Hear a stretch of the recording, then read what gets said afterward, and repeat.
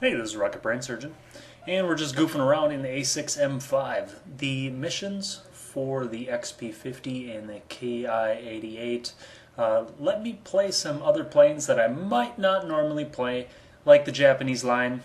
Generally not my favorite, but it did offer a bit of variety to the playstyle. We are on bay, and typically on bay you want to head in a clockwise motion. You do not want to do what they are doing in the south, which is going off to die. Sometimes maps like this can be challenging for something like the Japanese planes, where you're not going to get into the fight right away and the planes are just going to be pretty far away from you, so there's a lot of travel time.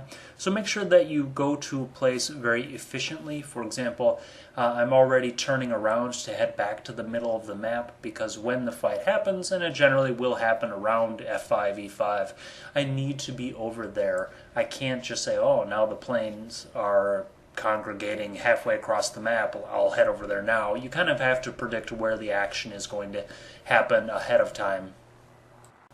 We can see in the minimap that they are also doing a clockwise strategy, so their GA, I expect them to be flying low, and I expect some of the other planes to be flying above me. It kind of creates a weird situation where I'm going to have some planes above me and some planes below me, and so I have to be really aware of kind of what incoming fire is coming from what. So I'm pulling back a little bit because I want to join the fight as a group. I don't want to get there too terribly early and just get focused down. That's a real problem with the Japanese planes.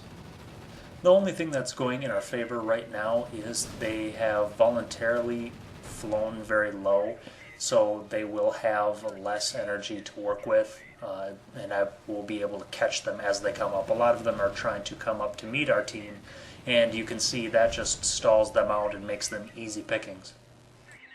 One thing that I do differently with the A6M5 from a lot of other planes is I try not to use the flaps at all when I'm in a turn, and I actually use the boost quite a bit in a turn because there's so much speed bleed. You can see that I went from about 500 kmh to 250 in just a couple of seconds there with one tight turn, and that was while boosting. If you don't boost while you turn, then you have a real problem where you might just stall out. This game is kind of the perfect example of when everything just kind of breaks right for the Japanese planes. If the fight is happening at or below your natural altitude, and the fight, you don't have to travel too terribly far, and there's no high altitude planes or heavies concentrating on you, then the Japanese planes work really, really well. But that's not the majority of games. But when it works big. In this game, I got 5 kills in under a minute. Hope you enjoyed. Happy hunting.